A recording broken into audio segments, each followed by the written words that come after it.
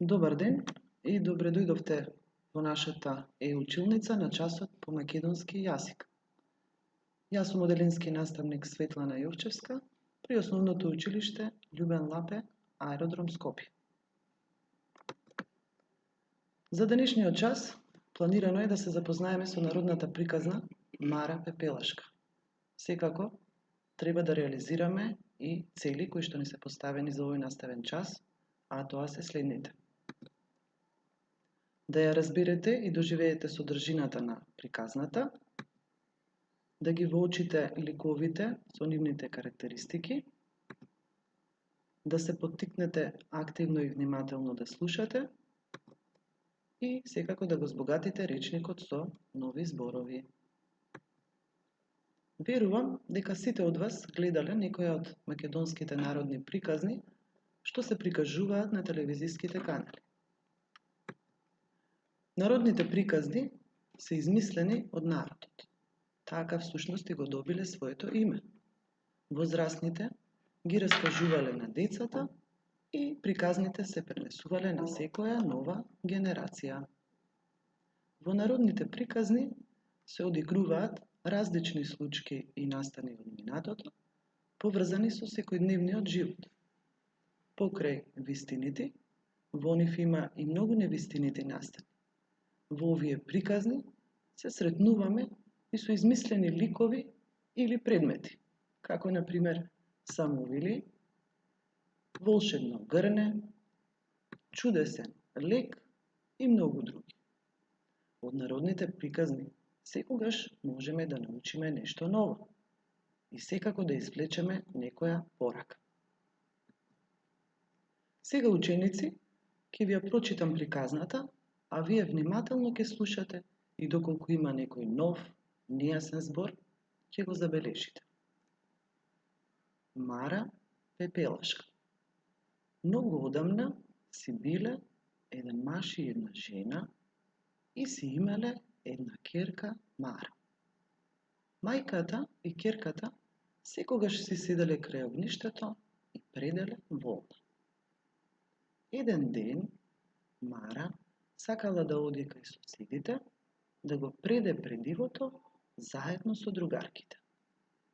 Мајка и дозволила да оди, па и дала волна за да ја испреде тој ден и рекла: ако денеска не ја испредеш цела волна, ќе ти се сторам крава. Мара отишла кај соседите, предала везде, ама не можела да ја испреде сета волна. Та од волната вратила назад онолку колку што и остана. Си дошла дома, тропала за да ја отвори мајка и вратата и на крај викнала: мајко, отвори! Мајко, отвори! Туку, на чудо големо, наместо мајка и да ја отвори вратата, Мара чула од дома глас на крава. Муу! Мајка и навистина се сторила крава. Ученици, се надевам дека разбравте за што се зборува во оваа приказна. И ако добро забележавте, последната реченица од оваа приказна завршува со 3 точки. Зошто е тоа така?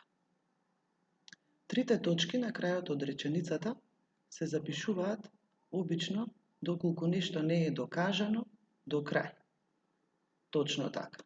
Така и во нашава приказна, трите точки означуваат дека таа е извадок или дел од истоимената народна приказна Мара Пепелашка. Доколку внимателно ме следевте во читањето на приказната, сигурно ги пронајдовте и ги забележавте новите зборови.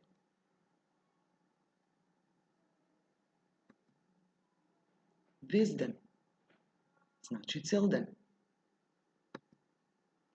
Предиво значи волна. Преде значи дека од волната прави конец за плетење. Ке се сторам значи ќе се претвора.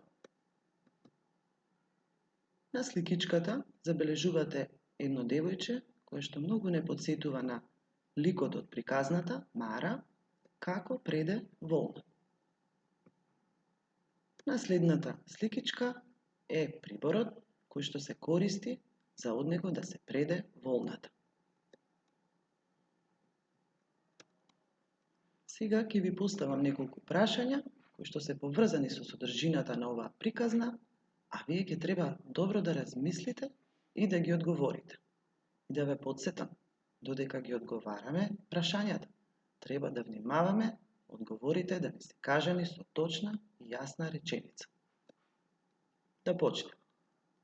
За кого се зборува во приказната? Така е, ученици. Во приказната се зборува за една мајка и нејзината ќерка. Како се викала ќерката од приказната? Ќерката се викала Мара. Со кого живеела таа? Таа живеела со своите родители. Каде секогаш седеле мајката и ќерката? Мајката и ќерката секогаш седеле крај огништето во нивната куќа. Што правеле тие? Тие пределе волна. Каде сакала да оди Мара? Мара сакала да оди кај соседите, за да го преде предивото заедно со своите другарки. Што и рекла мајка ѝ? Мајка ѝ дозволила да оди, но само ако и вети дека ќе ја испреде целата волна, а доколку не ја заврши работата, мајка ѝ ќе се претвори во крава. Што мислите, ученици? Дали Мара ја испредела целата волна? Не, Мара не успела да ја испреде целата волна. Кога се вратила дома, наместо гласот на мајка ѝ, што чула? Мара чула глас на крава. Во што се претворила мајка ѝ? Мајка ѝ на Мара се претворила во крава. Што на самиот почеток, ученици, кажавме дека во овие приказни има многу вистинити, но и невистинити настани или случувања. Јас би ве запрашала, што не е вистинито во оваа наша приказна? Така е, тоа што мајката се претворила во крава. Ајде сега да видиме, според содржината на приказната, што можеме да научиме од неа. Што научивме од оваа приказна? Така, значи не треба да даваме ништо однапред, да даваме ветување. Значи не ветувај ништо однапред. Не можеш секогаш да бидеш сигурен дека можеш да го исполниш секое ветување што ќе го дадеш. Откако ги одговоривме прашањата, лесно ќе можете вашите знаења, поврзани со содржината на текстот, да ги промените во една техника што се вика ѕвезда на приказната. За таа цел потребен ви е еден бел лист А4 формат, боички и моливче. На следниот слајд ќе се потсетите на оваа техника, а некои од вас можеби ќе ја применат и за прв пат, но јас верувам дека успешно ќе ја совладате. Не е тешко. За секој крак од ѕвездата ќе одговорите на по едно прашање. Се разбира, поврзано со нашата приказна. Најнапред, на белиот лист ќе си нацртате една ѕвезда на средина, а потоа ќе погледнеме како. Уште нешто, ученици. Во овој дел од видеото, вие слободно можете тука да го запрете, затоа што ќе ви биде потребно време добро да ги прочитате прашањата, да размислите, а потоа да ги одговорите. Горе на листот ќе ви стои ѕвезда на приказната, А во нашиот случај тоа е ликот Мара Пепелашка. Да започнеме. Кој е во приказната? Ова прашање се однесува на ликовите што учествуваат во нашата приказна. Тоа се за првиот крак. На вториот крак од нашата звездичка треба да одговориме каде се одвива приказната. Се мисли на местото, че каде се одвива оваа наша приказна. На третиот крак од звездичката треба да размислиме и да се определиме кој е нашиот најомилен дел од приказната Мара Пепелашка. Понатаму, дали имаше проблем и како се реши? Добро ќе размислите. И во последниот дел, на петиот крак од звездичката, треба да кажеме кои важни работи се случија во оваа приказна. И тука, ученици, да ви помогна малку, обично ја запишуваме пораката која што ја извлековме од приказната. Да видиме како сте ги одговориле прашањата. Верувам дека ние сигурно ќе се поклопиме во нашите одговори. Кој е во приказната? Во приказната е Мара и незината мајка. Каде се одвива приказната? Приказната се одвива, значи настанот, во домот на Мара и кај незините соседи. Најомилен дел од приказната. Сега во овој дел секако дека сите ќе имате различни одговори, но со некој можеби ќе имаме исто одговори. Да речеме, јас се определив кога Мара и мајка седат крај огништето и предат. Понатаму, дали имаше проблем и како се реши? Секако имаше проблем. Мара не ја завршила својата работа. Па поради тоа, мајка и се претворила во крава. И, бидејќи уште еднаш да ве подсетам, приказната е извадок, крајот не ни е познат, дотука проблемот не се реши. Кои важни работи се случија?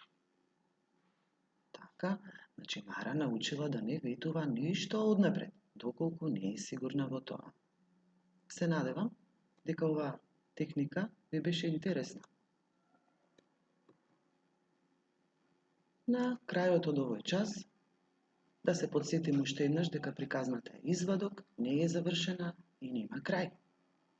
Вие, ученици, затоа ќе бидете слободни и креативни и ќе се ставите во улога на млади автори и во вашите тетрадки ќе се обидете да составите крај за оваа приказна, како вие би сакале приказната да заврши. Откако ќе го направите тоа, можете да им прочитате на вашите родители и на другарчињата каков крај сте составиле.